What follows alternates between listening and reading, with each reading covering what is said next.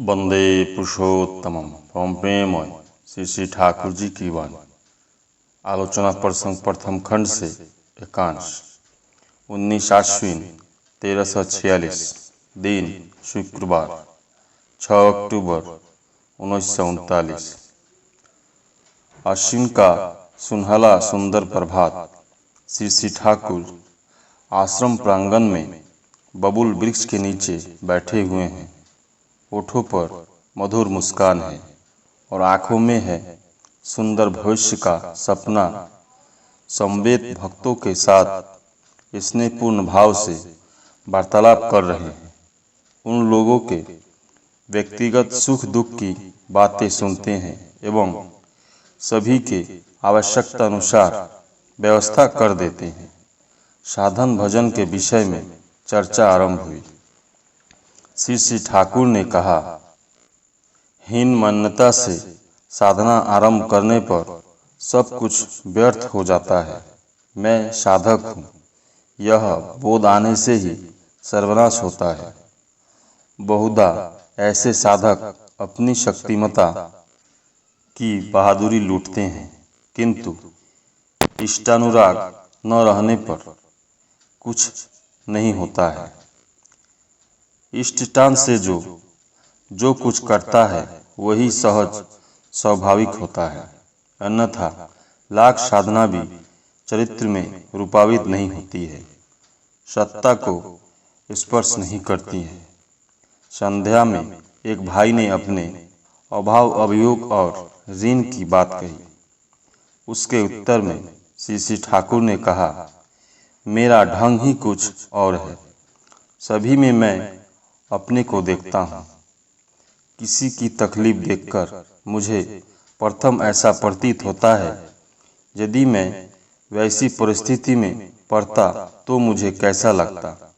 दूसरे का अभाव मुझे अपना अभाव प्रतीत होता है।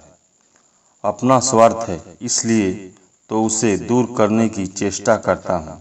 इस प्रकार प्रेम तथा सेवा के द्वारा मनुष्य को अपना बना लेना चाहिए। बाद में बोले, मैं साधारणतः ऋण नहीं लेता हूँ, जरूरत पड़ने पर मांग लेता हूँ, किंतु उसे चुकाने की झोंक भी प्रबल रहती है और चुकाना ही अपना स्वार्थ समझता हूँ। ऋण नहीं लेना अच्छा है। ऋण लेकर यदि समय पर नहीं चुकाया जाए तो वह बहुत खराब है।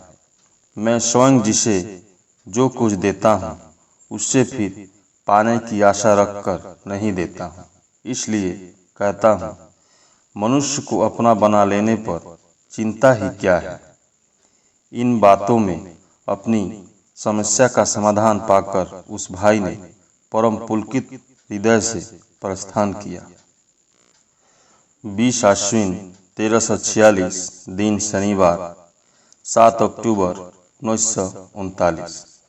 बातचीत के सिलसिले में श्री श्री ठाकुर बोले, आज शौचालय में बहुत सी बातें मन में आ रही थी, अभी सब भूल गया।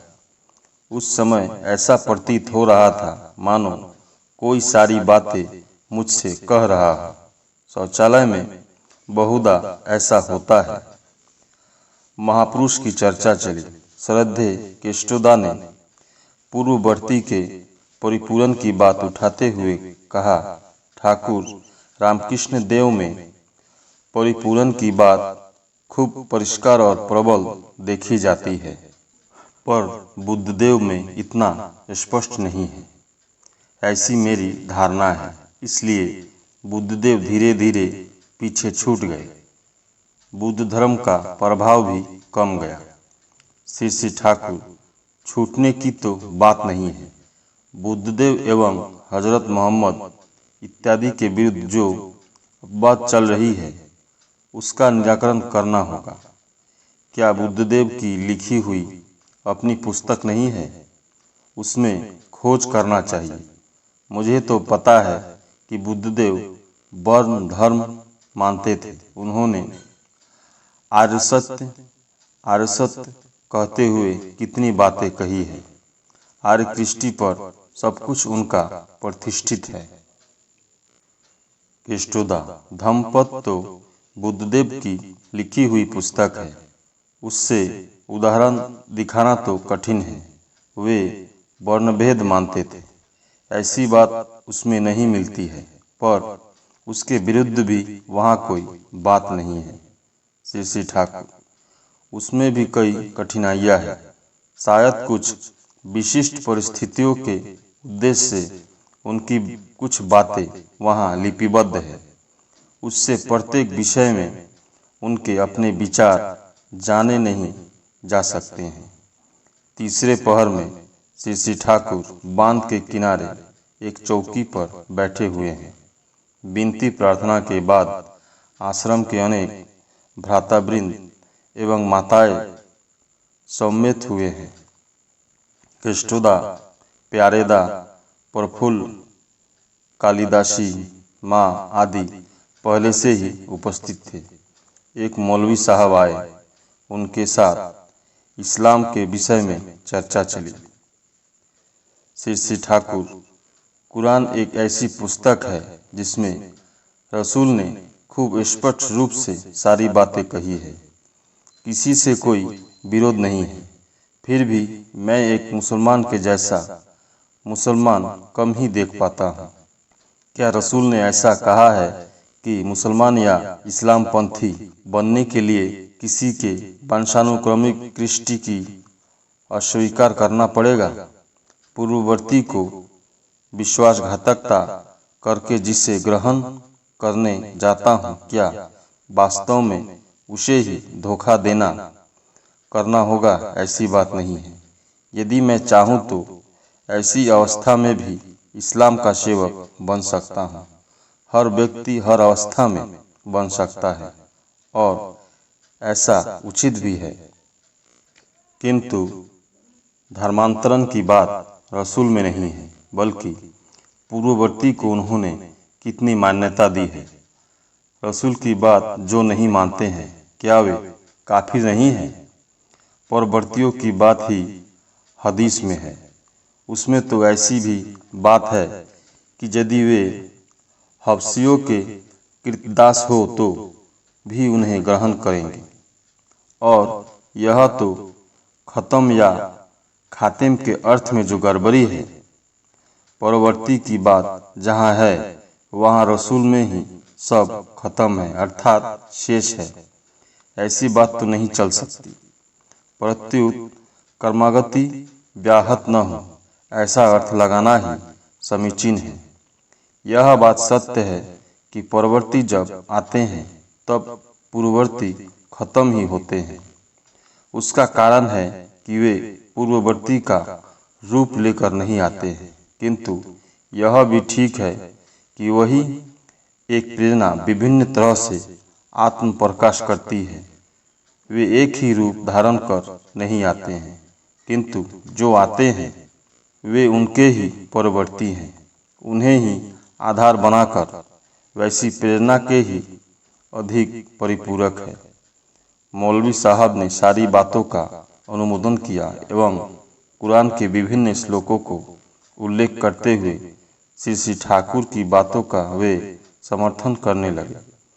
इस्लाम में परवर्ती साधु महापुरुष की बात है, उसे उन्होंने खुलेआम स्वीकार किया।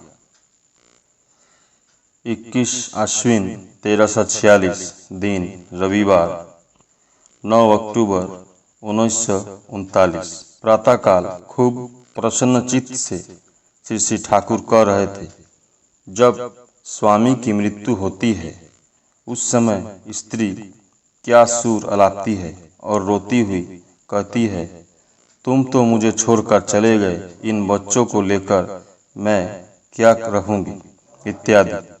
जहाँ ऐसा भाव है वहाँ स्वामी के प्रति प्रेम की अपेक्षा स्वामी के रुपए पैसे के प्रति अधिक प्रेम है। किंतु साधारणतः स्त्री की मृत्यु पर पुरुष कहता है, मेरा अब कोई नहीं है, मुझे तुम अकेला छोड़कर चली गई। इससे यह पता चलता है कि पुरुष की ओर से आंतरिकता अधिक है।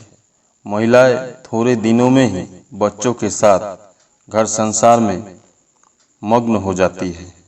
सब कुछ भूल जाती है। पर मेरे कहने का मतलब यह नहीं है कि हर क्षेत्र में यह बात लागू होती है। प्रकृत स्वामी भक्ति की चर्चा करने पर श्री श्री ठाकुर ने कहा, ऐसी लड़कियां खूब कम देखी जाती है जो स्वामी का मुख देखकर स्वामी के लिए उनके साथ पैर के नीचे रहने के लिए प्रस्तुत हो, जो हृदय से स्वामी के दुख कष्ट को ढककर रखना चाहती है। यदि ऐसी कोई लड़की है तो उसे हम इस देश की लड़की नहीं कह सकते हैं, वह स्वर्गराज की लड़की है। कारखाने के सुधीरदा को श्री श्री ठाकुर ने एक विशेष कार्य का उत्तरदायित्व दिया है। सुधीरदा भी उसी कार्य में लगे हुए हैं। श्री श्री ठाकुर ने सारा दिन 4-5 लोगों को वहां भेजा है। तीसरे पहर में स्वयं वे वही जाकर बैठे हैं जहां कार्य हो रहा है। बीच बीच में उत्साहित करने वाली बातें कह रहे हैं। परम प्रेममय श्री श्री ठाकुर सभी गुरु भाई एवं माँ को जय गुरु।